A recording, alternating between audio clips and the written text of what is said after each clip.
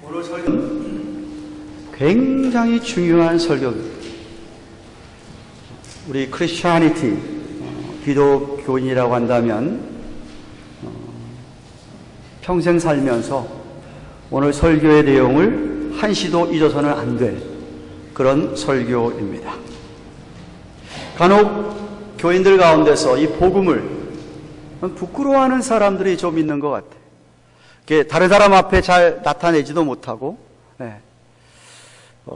사람들 많은 데서는 이렇게 식사하면서 기도도 안 하고 창피해서 믿는다고 하는 자체를 굉장히 이렇게 부끄럽게 생각하는 분들이 계신데, 이유는 둘 중에 하나입니다. 하나는 복음이 무엇인가에 대한 이해가 아직도 정확하지 않거나, 둘째는 복음을 믿는 믿음이 아직 확실하지 않아서 그렇습니다.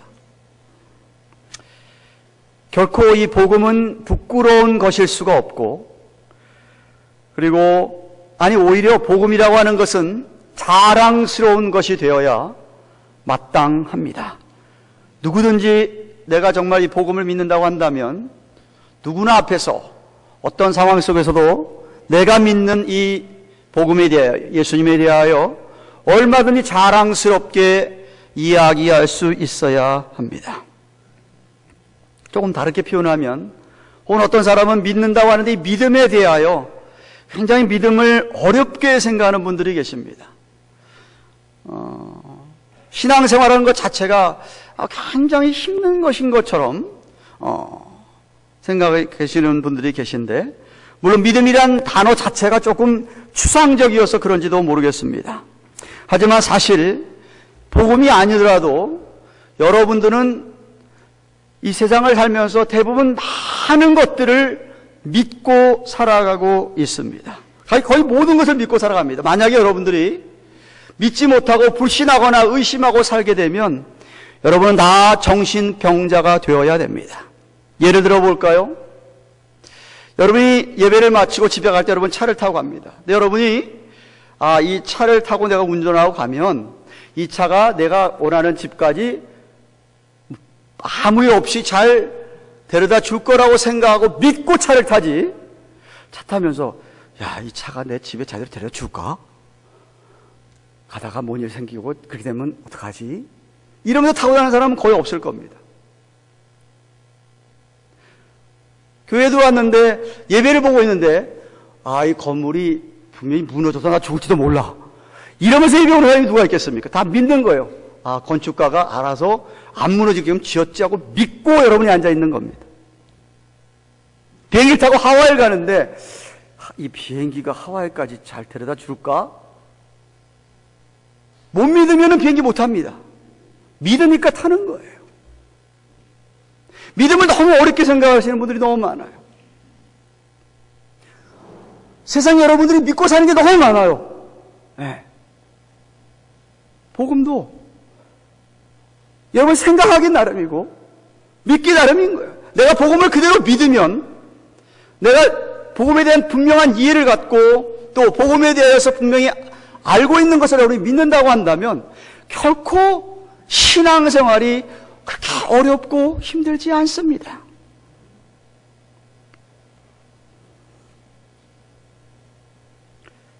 오늘 여러분이 같이 읽은 이 로마서 1장 16, 17절은 로마서 전체의 theme이에요. 주제예요.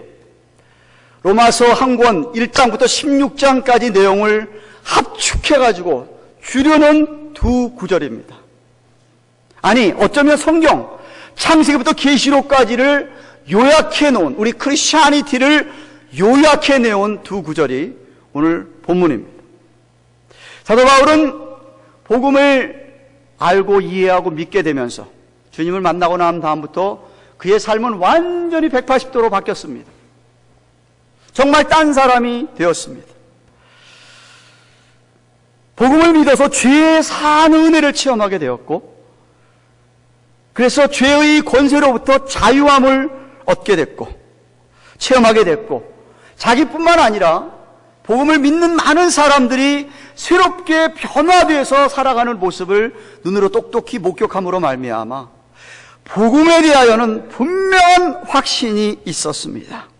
그래서 지금 로마에 있는 교우들에게 편지를 쓰면서 우리가 이미 1절부터 15절까지 말씀을 제가 3번에 걸쳐 여러분이 설교했는데 그 말씀을 다시 한번 요약을 하자면 이 복음 때문에 하나님이 자기를 부르셨다.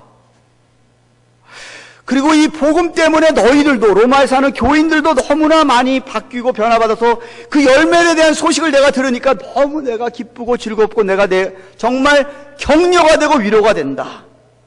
그래서 정말 내가 너희를 만나고 싶다, 가고 싶다. 만나서 너희에게 똑똑히 이 복음의 진리에 대해서 가르칠 뿐 아니라 이 복음을 전하는 일에 같이 함께 동역자가 돼가지고 앞으로 이 복음이 로마 제국 전체를 정말 변화시키는데 함께하고 싶다라는 의미의 서론을 1절부터 15절까지 말씀했습니다. 내가 정말 할 수만 있는 대로 이 복음을 전하기 원한다. 그러면서 오늘 16절이 시작하는데 우리말에는 번역이 빠져 있습니다만 헬라의 원어에 의하면 맨 처음에 무슨 말이 붙어 있냐면 가르라고 하는 왜냐하면이라는 단어가 붙어 있어요. 내가 이렇게 복음을 전하는데 이유가 있다. 이유는 뭐냐? 나는 복음을 부끄러워하지 않는다 라고 얘기합니다. 16절 말씀 보십시오. 내가 복음을 부끄러워하지 아니하느니 이 복음은 모든 믿는 자에게 구원을 주시는 하나님의 능력이 됩니다. 첫째는 유대인에게요, 또한 헬라인에게로다라고 했습니다. 그러니까 무슨 얘기입니까? 자기가 이렇게 전하는, 너희 가서 전하고 싶은 이유는 내가 복음을 부끄러워하지 않는데 또 16절 자세히 보면 또 거기에 가르라는 단어가 또 포함되어 있어요. 왜 내가 복음을 부끄러워하지 않느냐 하니까 이 복음은 모든 믿는 자에게 구원을 주시는 하나님의 능력이기 때문이라는 거예요. 거기 하나님의 능력이란 말이 여러분 따라해 보십시다. 두나미스. 제가 이래봬도 헬라어 교수예요. 신학교 헬라를 가르친 사람인데 여러분이 교수의 양들인데 헬라 조금 알아야 될 거 아니에요. 두나미스에서 나온 영어 단어가 뭐냐면 다이너마이트. 다이너마이트가 뭔지 아세요? 폭탄이잖아요. 파월이 거기서 나온 말이에요. 하나님의 그 파월이라는 게 능력이라는 거예요. 얼마나 큰 능력이냐? 믿는 사람은 과거에 지은 죄, 오늘도 계속 지을 죄, 앞으로도 지을 죄, 그것을 다 사해 주시는 능력 있는 복음이에요. 아니, 죽음까지도 이기고 부활을 하는, 사망에서 생명으로 옮기는 능력이에요. 사람을 바꾸는, 변화시키는 능력이에요. 복음이. 그것을 오늘 성경에 뭐라고 표현하면 이 구원이라는 단어를 썼어요. 여러분, 구원 그러면 10원에서 하나 모자라는 구원, 이렇게 생각하시는 분들이 계세요. 아니, 세상 사람들이 구원하면 어떻게 생각하시냐면 세상 사람은 대부분 이렇게 생각합니다. 세월호가 그렇게 침몰돼 가지고 그 어린 학생들 300여 명 이상이 그냥 수장을 당하고 죽었어요. 그런데 100여 명 가량은 살아났어요. 배가 침몰해서 점점 가라앉고 있는데 구조대가 와서 가라앉는 배에서 죽을 사람인데도 불구하고 건져준 경우를 구원이란 말, 구조됐다는 말을 사용해요. 아니면 치명적인 죽을 병이 걸렸어요. 의사가 사망 선고를 내렸어요. 너 죽는다고 그랬어, 이 병 때문에. 그런데 살아보려고 막 이 병원 저병원 다니다가 진짜 재주가 좋은 의사든지 특별한 의사를 만나가지고 그 병을 고침을 받아서 살게 됐어. 그런 경우를 구원받았다고 얘기합니다. 아니면 세상 사람들이 차를 타고 가다 교통사고 크게 났어요. 정말 차가 완전히 폐차될 정도로 완전히 찌그러지고 내가 나갈 수도 없어, 차 바깥으로. 엄청나게 상처 있고 피가 줄줄 흘리는 가운데 가만두면 죽는 거예요. 그런데 옆에 사람이 911만 불러줘가지고 파이어 트럭이 오고 앰뷸런스가 와가지고 차를 갖다가 잘라내요. 사람을 끄집어내서 빨리 병원에 데리고 가서 그 사람을 살렸어. 그런 경우를 세상 사람들은 구원이라고 이야기를 합니다. 근데 여러분, 오늘 성경이 얘기하는 구원은 그 정도가 아니에요. 그런 구원보다 훨씬 더 근본적이고 본질적인 것을 이야기하고 있어요. 즉 이 세상 사람들이 얘기하는 세상에서의 구원은 이 생에서의 삶의 생명에 연장되는 것을 구원이라고 이야기를 해요. 그렇게 구조대나 의사가 죽을 생명, 위기에 처한 사람을 도와서 육신의 생명을 연장시켜 주는 것을 구원이라고 얘기해요. 근데 사실 이것도 참으로 우리들에게 참으로 귀한 거고 필요한 거예요. 근데 여러분, 연장만 시켜주지 그 사람은 또 죽어요. 안 죽는 사람이 없어요. 그러니까 그 온전한 구원이 아니잖아요.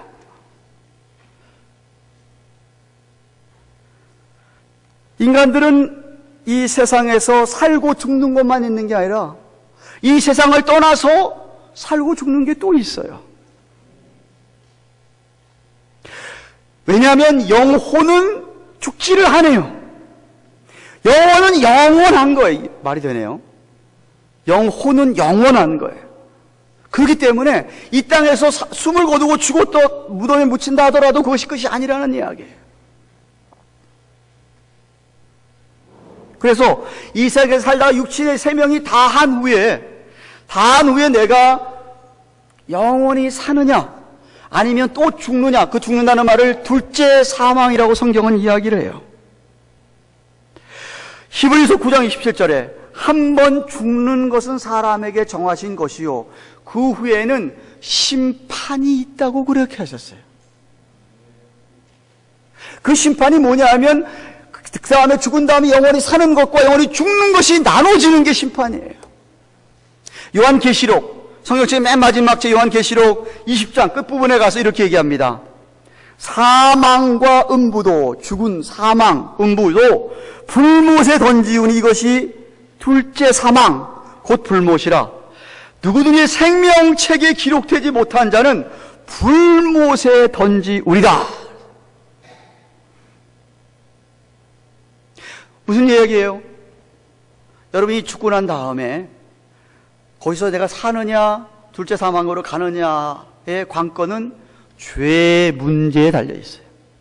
이 땅을 살면서 죄 문제가 해결된 사람에게는 영원히 사는 게 주어지지만 죄 문제가 해결되지 않은 사람에게는 둘째 사망, 불못, 지옥을 맞게 됩니다.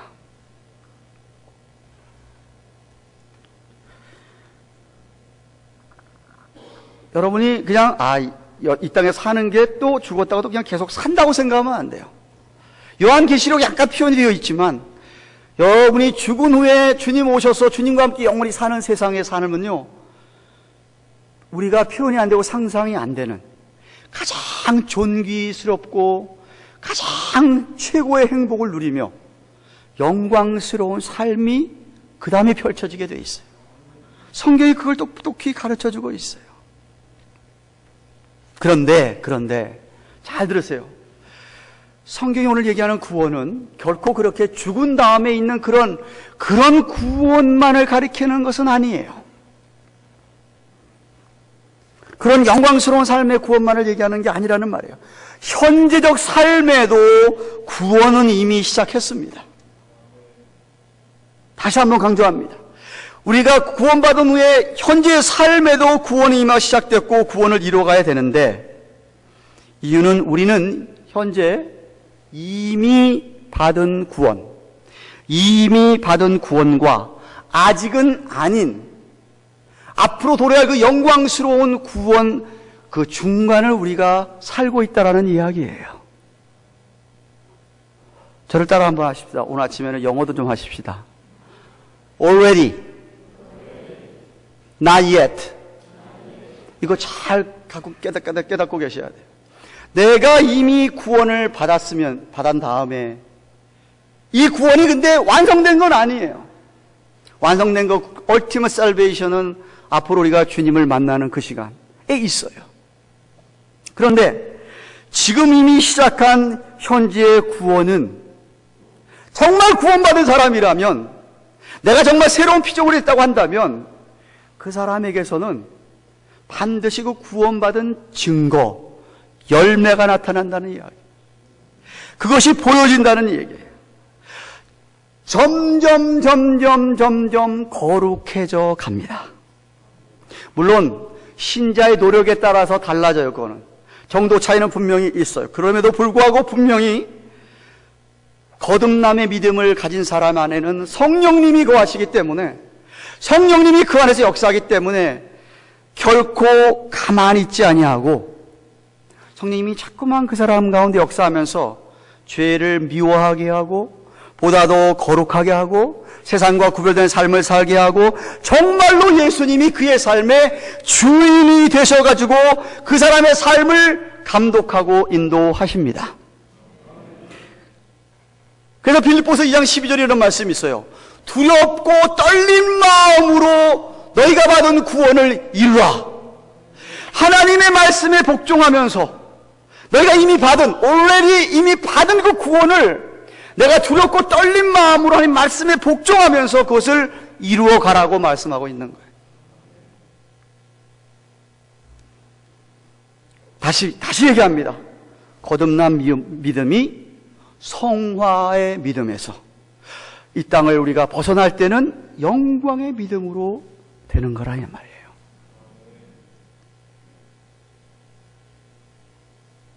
그 내용이 이제 17절이에요. 17절. 제가 17절을 풀어 설명하면서도 말씀을 또다시 반복하겠습니다만은.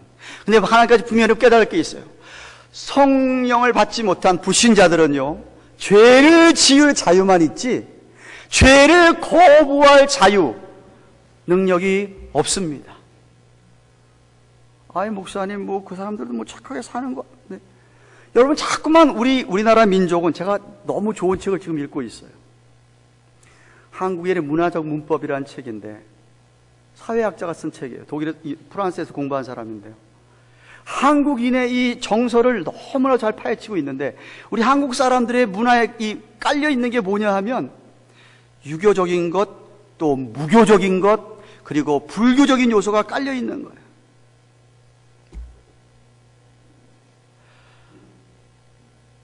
그래가지고 설랑은에 이거 영향을 받기 때문에 착한 것이 우리 한국인 문화 속에서, 한국인 의식 속에 착한 것을 갖다가 성경에 나오는 의하고 동일시 여기는 경향이 있어요. 죄송하지만 전혀 다른 이야기입니다. 전혀 다른 이야기.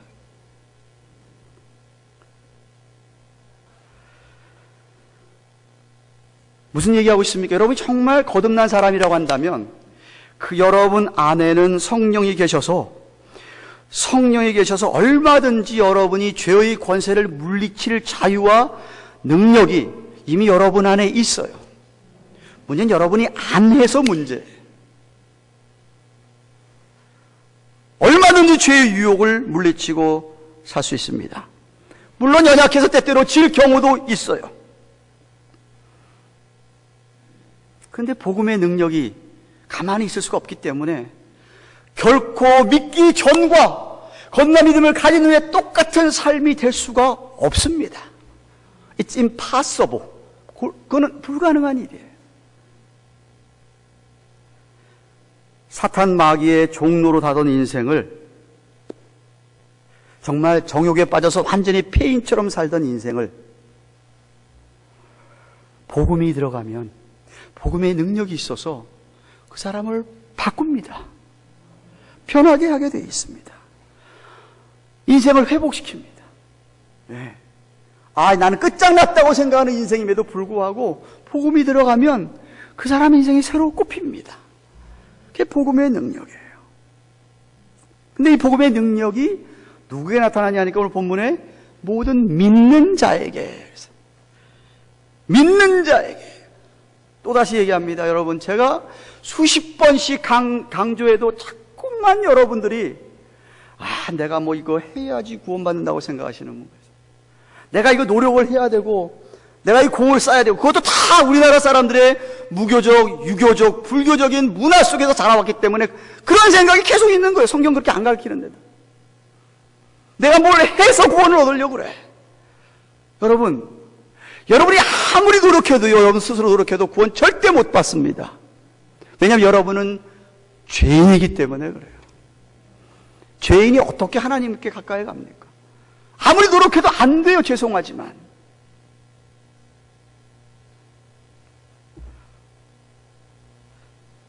그저 아까 얘기했죠. 단순히 믿음이 중요한 게 믿음이.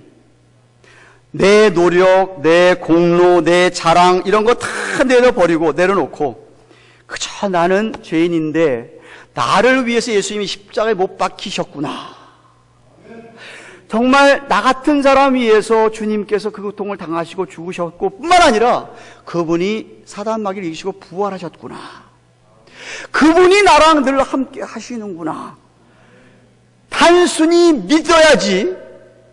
그거 믿는 게 아니라 내가 뭐 해야지. 마치 불공들이로 절에 불교신자들이 공사러 가듯이 뭐 내가 이거 하고 저거 해. 그게 아니라는 이야기예요. 거꾸로 생각해. 거꾸로. 정말로 거듭난 사람에게 나타나는 게 그런 일들이고 선행이고 그런 정말 자기 자랑을 버리면서 그렇게 나타나는 일들이지, 내가 뭐 그런 거 해서 구원받는 건 아니에요. 성경 그걸 분명히 가르치고 있어요. 여러분이 그냥 정말 그 주님에 대해서 내가 똑바로 이해하고 주님을 Savior, 내 구세주로, 또 나의 Lord, Master, 내 주로 내가 받아들이고 인정하고 그분께 나를 내려놓고 살면, 그러면 다른 거 다 되는 거예요. 그게 복음이에요.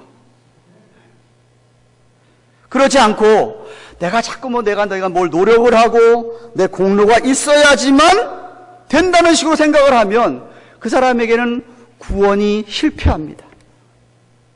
대표적인 경우가 유대교, 천주교예요. 유대교 사람들은 아직도 구약의 율법을 지켜야만 내가 구원받는다고 생각을 하는 거예요.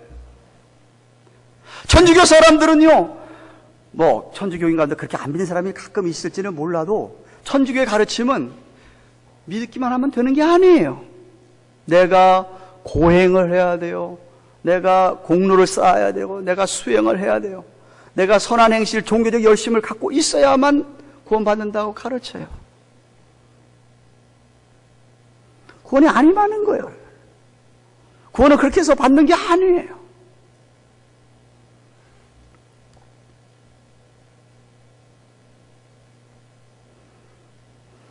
그렇게 제가 자주 얘기해도 예배 딱 끝나고 아래층 내가 친구하면서 얘기하면 또 딴 얘기 하시는 분들 계셔.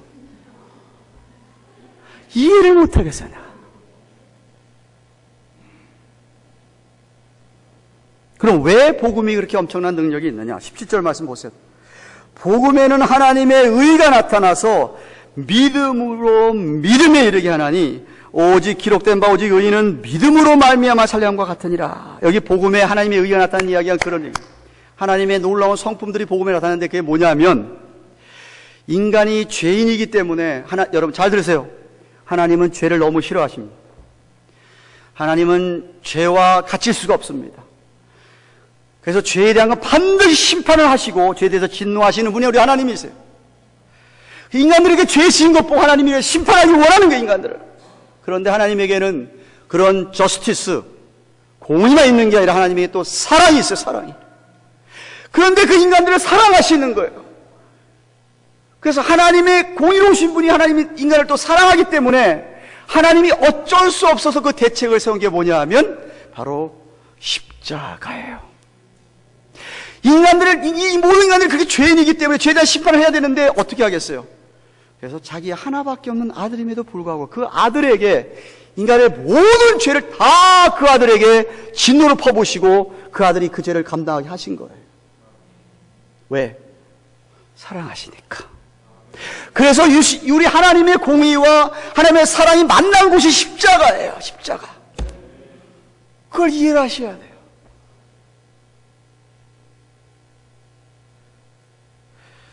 그런데 이 복음을 믿는 사람들은 이 거듭난 믿음에서 그 다음이 중요한 말이에요. 그 다음이 이 믿음이 도대체 뭐 얘기하는 거예요? 믿음이 믿음에 이르게 한다. 뭔 말이에요 도대체? 복음을 믿는 사람들은 원래 죄인들이었지만 그 거듭난 믿음 때문에 그 순간에 하나님의 의가 그들에게 전가가 되어서, 그래서 하나님께서는 우리를 보실 때에 믿는 사람을 보실 때에 죄인으로 보지 아니하시고 의인으로 보시고 의인이라 불러주십니다. 그것을 칭의라고 해요. justification이라고 이야기를 해요. 물론 믿음으로 말미암아 거듭난 사람은 거듭났고 새 사람이 되었기 때문에 뭔가 달라지고 바뀌게 되어 있는데, 그렇다고 해서 그 사람이 갑자기 완전한 사람이 되는 건 아닙니다. 완전한 사람은 아무도 없어요. 하지만 하나님께서는 주님을 바라보시고 예수님 때문에 우리를 의인이라 불러주시면서 의인의 자격을 우리에게 허락해 주시는데, 불러주시는데, 문제는 뭐죠? 우리에게 아직도 죄성이 남아있기 때문에 우리가 때때로 혈기도 부리고 거짓말도 하고 싸우기도 합니다. 그런데 그럼에도 불구하고 하나님께서는 계속해서 우리를 의인이라고 불러주신다는 거예요. 왜? 예수님께서 하신 일 때문에. 우리는 이 진리를 믿고 살기만 하면 되는 거예요. 근데 또다시 강조합니다. 분명한 거는 거듭난 새 사람은 뭔가 달라지는 모습이 그의 삶에 보이게 되어 있어요. 삶의 우선 방향이 바뀌었습니다. 내가 예수 믿기 전에는 세상을 향하여, 지옥을 향하여 저 불신사회 속에서 어울리면서 살다가 정말 그 사람이 거듭났으면 방향이, 디렉션이 바뀝니다. 내가 글로 보고 사는 게 아니라 이제는 주님을 바라보고 살게 돼 있어요. 그러니까 천국을 바라보고 살게 돼 있고, 그러니까 살아가는 방향이 달라진 거예요. 삶의 방향이 달라졌어요. 진실로 거듭난 사람 얘기하는 거예요, 제가 지금. 립서비스 하는 사람 얘기하는 게 아니에요. 그러니까 방향이 완전히 바뀌어졌어요. 방향이 바뀌어졌다는 얘기는 살아가는 목적이 바뀌어졌어요. 목적이. 전에는 세상을 살아서 세상에서 내가 쇠가 빠지게 이래가지고 좋은 차 타고 좋은 집에서 그냥 애들 뭐 원하는 거 다 해주면서 이상하게 인조하고 즐기고 살려고 하던 그 삶의 목적이 복음을 제대로 깨닫게 난 다음에는 목적이 바뀌는 게 목적이. 그렇게 살던 목적이 아니, 이제는 나를 위하여 그 아들을 보내준 주님 은혜에 감사해서 이제는 내가 주를 위해서 살겠습니다. 방향이 바뀌어요. 목적이 달라지는 거예요. 내가 전에는 내 삶의 주인이 나였어요. 나. 철저하게 내 중심으로 살고 내가 내 마음대로 했어. 그런데 십자가의 보혈의 은혜를 깨닫는 다음에 이거 내가 아니구나. 주인은 우리 예수님이라 생각을 하면서 그때부터 내 삶의 주인이 예수님이 된 거예요. 주님 시킨 대로 하고 사는 거예요. 주님 원하는 대로 하기를 원하는 거예요. 이 확 달라진 거예요. 달라진 거예요. 바뀌어졌어요. 그런데 여러분이 아셔야 될 게 뭐냐면요, 여러분이 예수님 믿는 순간 사단 마귀가 가만히 안 있습니다. 여러분을 끈질기게 괴롭히고 공격을 하죠. 그래가지고 여러분을 엄청 미워합니다. 별별 일들이 다 생기게 하고 오해도 받게 하고 뭐 말도 못하죠. 여러분 믿었던 믿음을 다 빼앗아 가려고 하고요.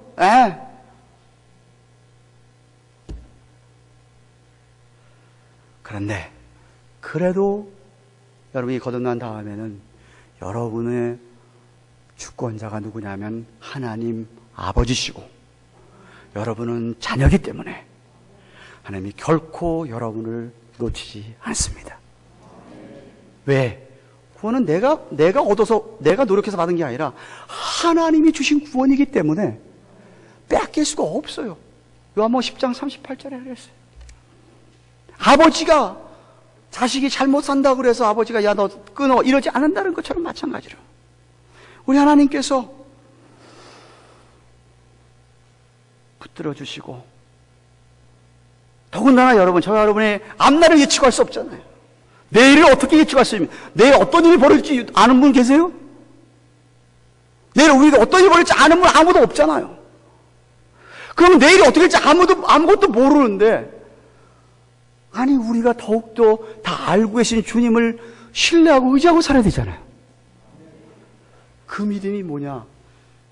믿음이 이르게 한다는 둘째 믿음을 가리키는 거예요.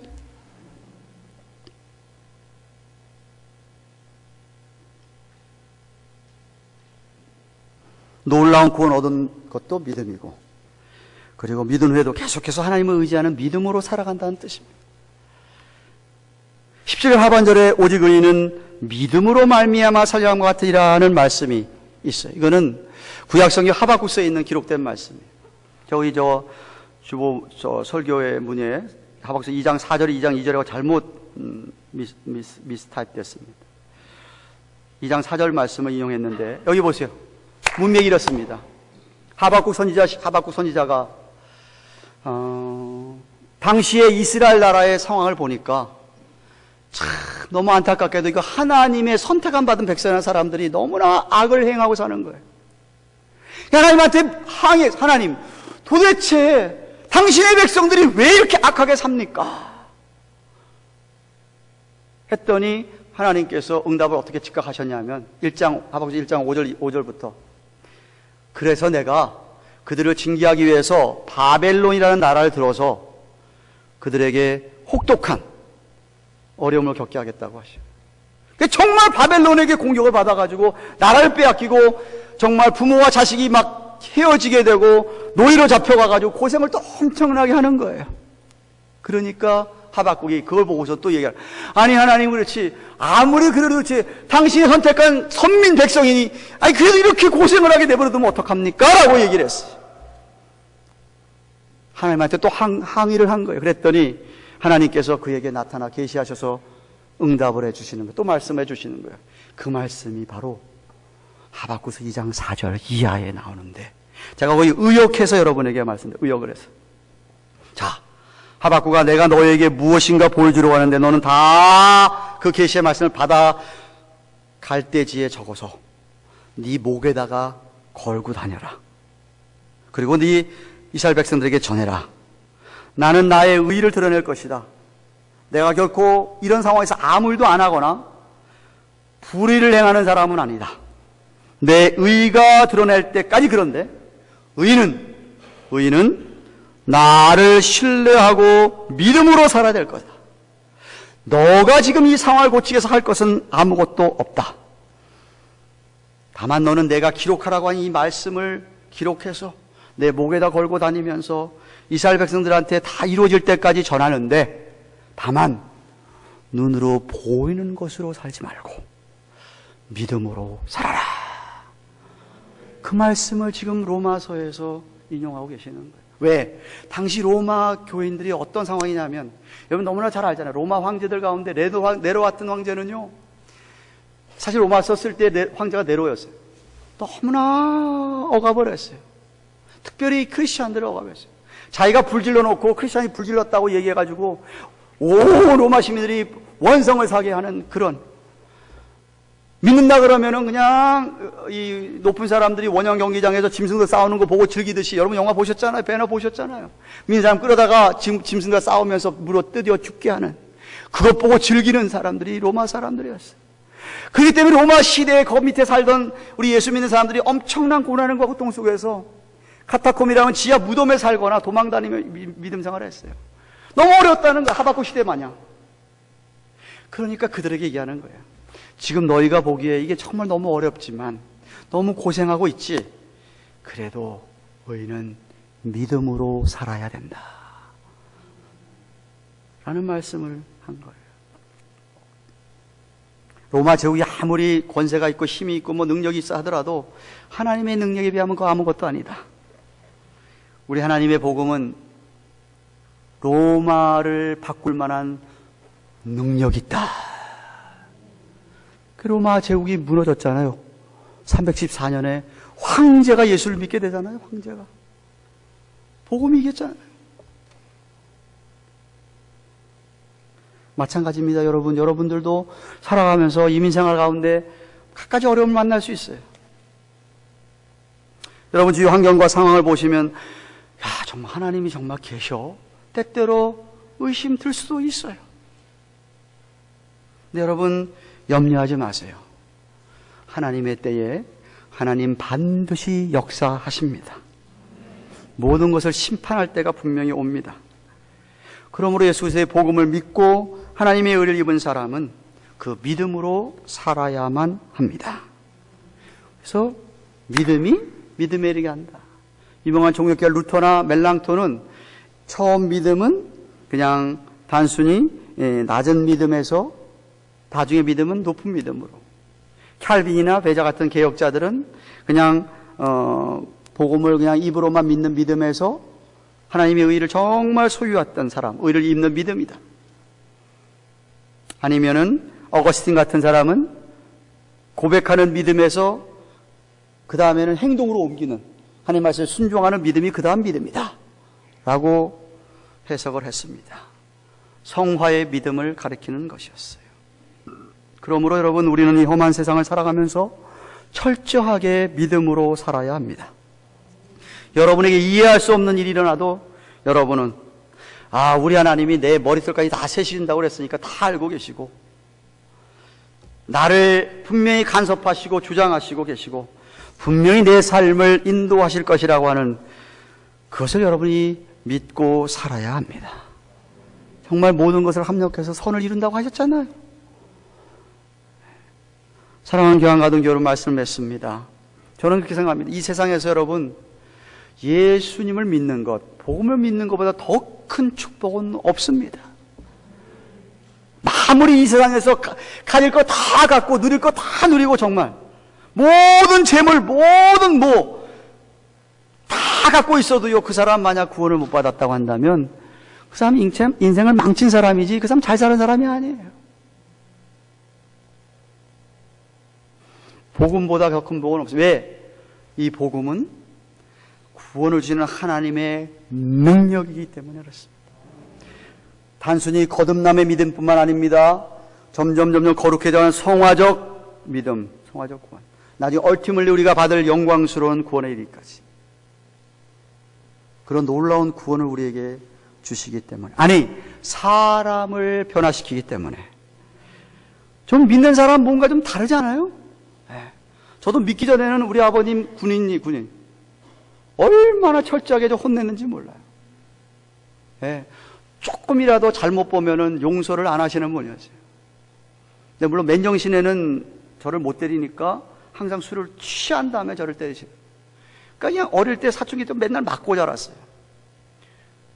예수 믿기 전에는 누구한테 가서 말을 못 걸었어요. 겁이 나가지고. 모르는 게 있어 선생한테 질문을 못 해요. 선생한테 야단 맞을까 봐. 예수 믿고 난 다음에 확 바뀌었어요. 담대해졌어요.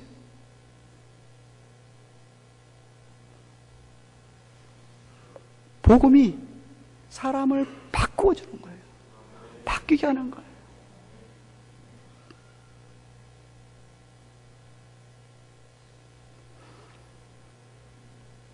혹시 이 자리에 앉으신 분들 가운데서 혹시라도 단 한 사람이라도 아직도 이 믿음을 갖고 계시 못하신 분이 계시다면, 이 시간 여러분 내려놓고 여러분이 죄인임을 깨닫고 정말 마음문을 여시고 우리 주님의 사랑을 받아들이시며 우리 주님을 구세주로, 여러분 삶의 주인으로 모시기를 축원합니다.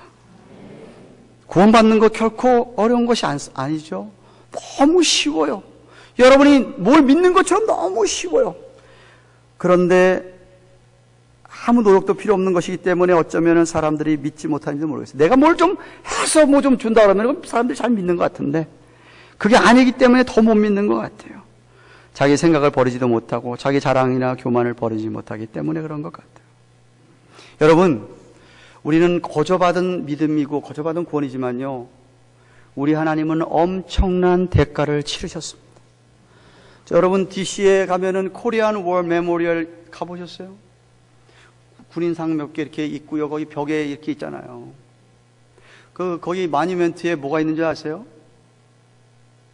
한국 전쟁 때, 코리안 워 때 미국 사람의 죽은 사람의 숫자와 이름이 다 나와 있어요. 54,100 얼마? 54,246명. 근데 그 한쪽 구통에 뭐라고 써 있는지 아세요?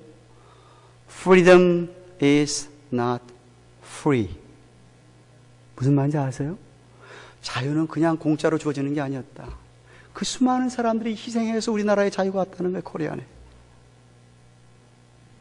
우리에게 주어진 이 귀한 구원, 우리에게 이 죄의 권세부터 헤어나는 이 자유가, 우리는 거저받았지만 우리 하나님은 엄청난 대가를 치르셨어요.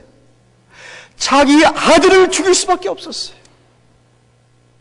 값싼 은혜가 결코 아니에요. 우리는 거둬받았지만 It's not free. It's not cheap grace. 그 은혜를 우리가 힘입고 사는 거예요.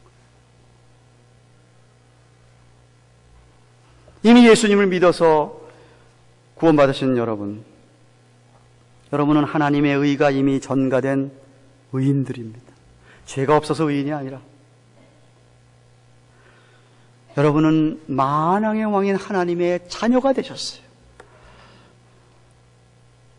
그러니까 여러분은 늘 감사하셔야 돼요. 늘 감사하셔야 돼요.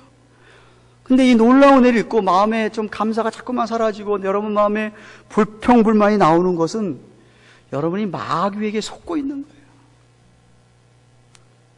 교만이 다시 싹터서 그래요. 내 의가 자꾸 싹터서 그래요.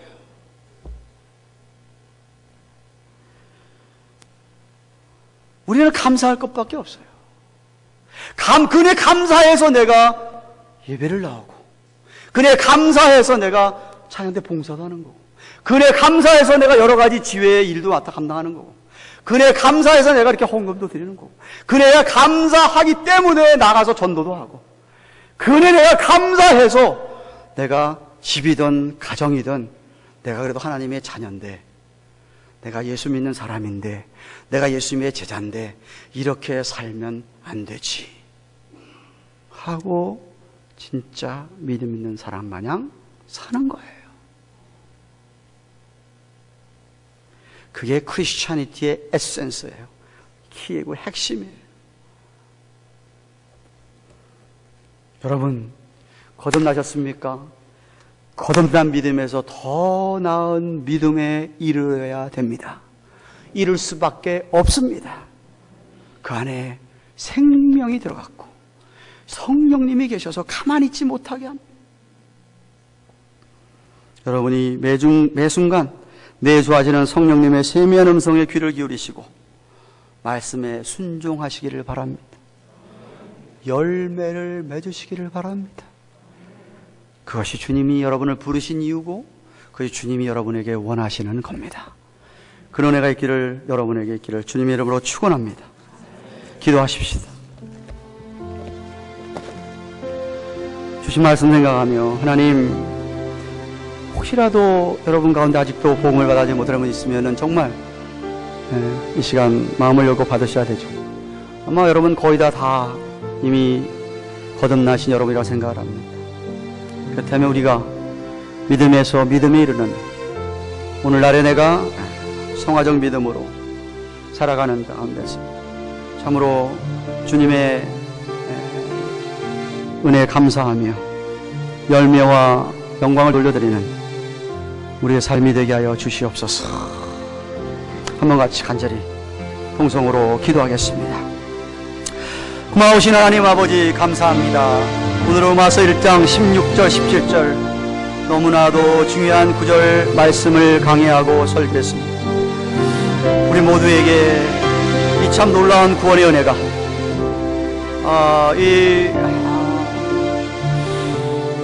하나님의 복음의 능력이, 구원을 주시는 하나님의 능력이, 사람을 바꾸는 하나님의 능력이 복음을 받아들이는 우리 모두에게 오늘도 내일도 있기를 소원합니다. 정말 철저하게 주님을 바라보고 의지하고 살아가는 우리 모두가 되게 하여 주시옵소서. 하나님, 이 세상에서도 생명을 연장시켜주면 너무 좋아하고 감사해서 감격해 살아가는데 우리는 그 정도가 아니라 영원히 죽지 아니하고 영원히 주님과 함께 사는 구원을 받았는데 하나님 아버지 앞에 정말 감사하며 은혜에 감격하면서 살아가는 우리 모두가 되도록 아버지 하나님 도와주시옵소서. 믿습니다. 감사합니다. 예수님의 이름으로 기도합니다. 아멘.